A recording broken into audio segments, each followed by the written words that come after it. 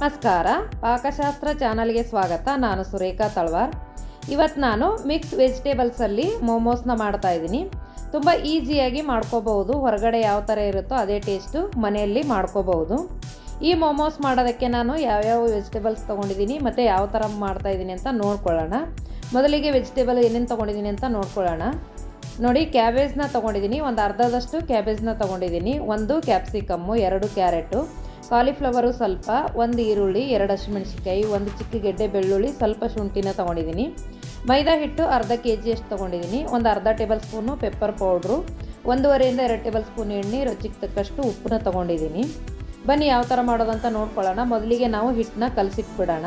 ಬರೀ ಮೈದಾ ತಿನ್ನಲ್ಲ ಅಂದರೆ 1 ಬಟ್ಲಷ್ಟು ಮೈದಾ ಹಿಟ್ಟು, 1 ಬಟ್ಲು ಗೋಧಿ ಹಿಟ್ಟು ಹಾಕಿ ಕೂಡ ಮಾಡ್ಕೋಬಹುದು. ಇಲ್ಲ ಬರೀ ಗೋಧಿ ಹಿಟ್ಟಲ್ಲಿ ಕೂಡ ಮಾಡ್ಕೋಬಹುದು. ಈಗ ರುಚಿಗೆ ತಕ್ಕಷ್ಟು ಉಪ್ಪು, ಒಂದು ಅರ್ಧ ಟೇಬಲ್ ಸ್ಪೂನಷ್ಟು ಎಣ್ಣೆನ ಹಾಕಿ ನಾನು ಇದನ್ನು ಕಲಿಸ್ತಾ ಇದ್ದೀನಿ. ಸ್ವಲ್ಪ ಎಣ್ಣೆ ಹಾಕಿ ಕಲಿಸ್ಕೊಳ್ಳೋದ್ರಿಂದ ತುಂಬಾ ಸಾಫ್ಟಾಗಿ ಚೆನ್ನಾಗಿ ಬರುತ್ತೆ ಮೋಮೋಸು. ಇಲ್ಲ ಹಾಗೆ ಕೂಡ ಎಣ್ಣೆ ತೀರಾನೇ ಕಮ್ಮಿ ತಿಂತೀವಿ ಅಂದರೆ ಎಣ್ಣೆ ಬಿಟ್ಬಿಟ್ಟು ಹಾಗೇ ಕೂಡ ಕಲಿಸ್ಕೋಬಹುದು.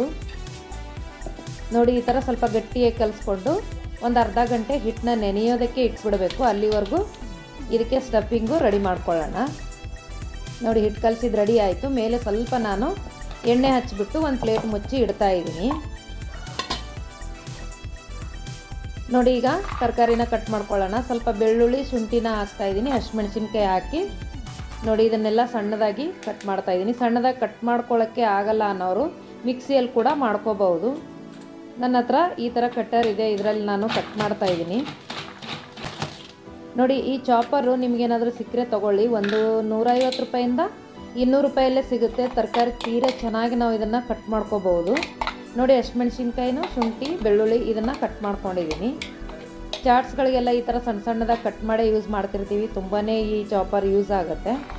ನೋಡಿ, ನಾನೀಗ ಕಾಲಿಫ್ಲವರ್ನ ಕಟ್ ಮಾಡ್ತಾ ಇದ್ದೀನಿ. ತುಂಬ ಈಸಿಯಾಗಿ ಕಟ್ ಆಗುತ್ತೆ.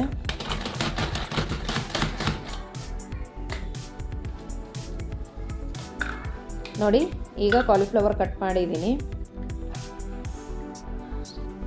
ಕ್ಯಾಬೇಜ್ ಈ ಥರ ಚಿಕ್ಕ ಚಿಕ್ಕದಾಗಿ ಎಲೆ ಕಟ್ ಮಾಡಿಕೊಂಡು ಸ್ವಲ್ಪ ಬಿಸಿ ನೀರಿಗೆ ಉಪ್ಪು ಹಾಕಿ, ಕಾಲಿಫ್ಲವರ್ ಆಗಲಿ ಕ್ಯಾಬೇಜ್ ಆಗಲಿ ಆ ಥರ ನಾವು ತೊಳ್ಕೊಬೇಕು. ನಾನು ಜಾಸ್ತಿ ನೀರಲ್ಲಿ ಉಪ್ಪು ಹಾಕಿ ಬಿಸಿ ನೀರಲ್ಲಿ ಈ ತರಕಾರಿನೆಲ್ಲ ತೊಳ್ಕೊಂಡಿದ್ದೀನಿ. ನೋಡಿ, ಇದೇ ಥರ ಎಲ್ಲ ತರಕಾರಿನ ನಾವು ಸಣ್ಣ ಸಣ್ಣದಾಗಿ ಕಟ್ ಮಾಡ್ಕೋಬೇಕು. ಕಟ್ಟರ್ ಇಲ್ಲ ಅಂದರೆ ತುರ್ಕೊಂಡು ಮಾಡ್ಕೋಬೇಕಾಗತ್ತೆ. ತುರಿಯೋದು ಕಷ್ಟ. ತೀರಾ ಚಿಕ್ಕ ಚಿಕ್ಕದಾಗಿ ಕಟ್ ಮಾಡ್ಕೊಳ್ಳೋದಾದರೆ ಕಟ್ ಮಾಡ್ಕೋಬೋದು. ಇಲ್ಲ ತುರಿಯೋದಕ್ಕೆ ಈಸಿ ಅಂದರೆ ಈ ಥರ ಎಲ್ಲ ತರಕಾರಿನ ತುರ್ಕೋಬೇಕಾಗತ್ತೆ.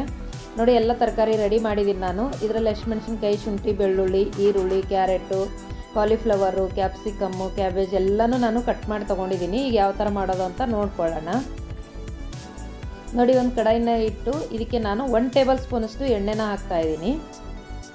ಇದಕ್ಕೆ ನಾನು ಶುಂಠಿ, ಬೆಳ್ಳುಳ್ಳಿ ಮತ್ತು ಹಸಿಮೆಣಸಿನ್ಕಾಯಿ ರುಬ್ಕೊಂಡಿರೋದನ್ನು ಹಾಕ್ತಾಯಿದ್ದೀನಿ ಎಣ್ಣೆಗೆ.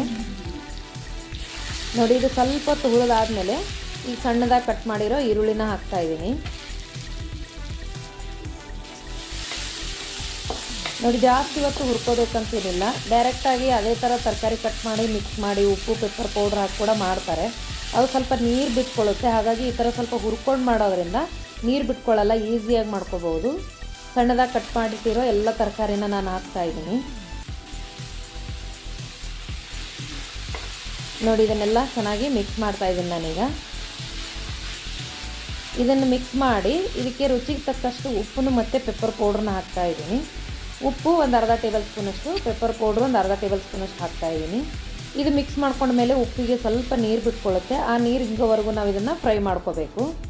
ನೋಡಿ, ಈಗ ನೀರೆಲ್ಲ ಪೂರ್ತಿಯಾಗಿ ಹಿಂಗಿದೆ. ಇದು ತಣ್ಣಗಾಗೋದಕ್ಕೆ ಬಿಡೋಣ. ತಣ್ಣಗಾದ್ಮೇಲೆ ಮಾಡೋದಕ್ಕೆ ಈಸಿಯಾಗಿ ಬರುತ್ತೆ. ನೋಡಿ, ಈಗ ಅದು ಕೂಡ ತಣ್ಣಗಾಗಿದೆ. ಹಿಟ್ಟು ಕೂಡ ನೆಂದಿದೆ. ಈ ಥರ ಚಿಕ್ಕ ಚಿಕ್ಕ ಉಳ್ಳಿಗಳು ಮಾಡಿಕೊಂಡು ಚಿಕ್ಕ ಚಿಕ್ಕದಾಗಿ ಚಪಾತಿ ಥರ ಇದನ್ನು ಲಟ್ಸ್ಕೋಬೇಕು. ನೋಡಿ, ಈ ಥರ ಲಟ್ಸ್ಕೊಂಡು ಇದನ್ನು ಆಗಲೇ ರೆಡಿ ಮಾಡಿಟ್ಟಿರೋ ಫೀಲಿಂಗ್ನ ಇದರಲ್ಲಿ ಹಾಕ್ಕೋಬೇಕು.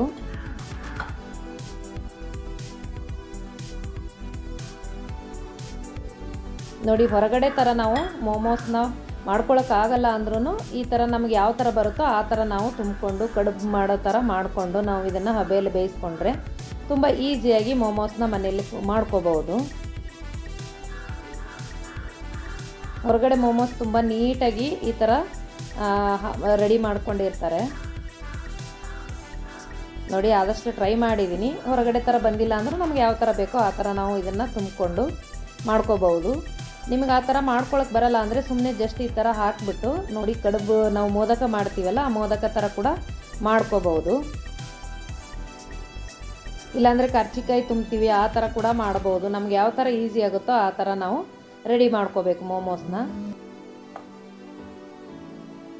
ಈ ಥರ ನಾನೊಂದು ಚಾಳಣಿ ತೊಗೊಂಡು ಇದಕ್ಕೆ ನಾನು ಎಣ್ಣೆನ ಹಚ್ತಾ ಇದ್ದೀನಿ. ಇದು ಸ್ಟೀಮ್ ಮಾಡ್ಕೊಳಕ್ಕೆ ಬೇಕಾಗುತ್ತೆ. ಬೇಕು ಅಂದರೆ ಡೀಪ್ ಫ್ರೈ ಕೂಡ ಮಾಡ್ಕೋಬಹುದು. ನೋಡಿ ರೆಡಿ ಮಾಡಿಟ್ಟಿರೋ ಮೋಮೋಸ್ನ ನಾನು ಈ ಥರ ಇಡ್ತಾ ಇದ್ದೀನಿ ಚಾಳಣಿಯಲ್ಲಿ. ಇಟ್ಬಿಟ್ಟು ಈಗ ಯಾವ ಥರ ಬೇಯಿಸೋದು ಅಂತ ನೋಡೋಣ. ನಾನಿಲ್ಲಿ ನೀರು ಕುದಿಯೋದಕ್ಕೆ ಇಟ್ಟಿದ್ದೀನಿ. ಇದು ಕರೆಕ್ಟ್ ಆಗುತ್ತೆ ಇದು ಚಾಳಣಿ. ಇದ್ರ ಮೇಲೆ ಒಂದು ಪ್ಲೇಟ್ ಮುಚ್ಚಿ ಒಂದು 10 ನಿಮಿಷ ನಾವಿದು ಸಣ್ಣ ಉರಿಯಲ್ಲಿ ಚೆನ್ನಾಗಿ ಇದನ್ನು ಸ್ಟೀಮ್ ಮಾಡ್ಕೋಬೇಕಾಗತ್ತೆ.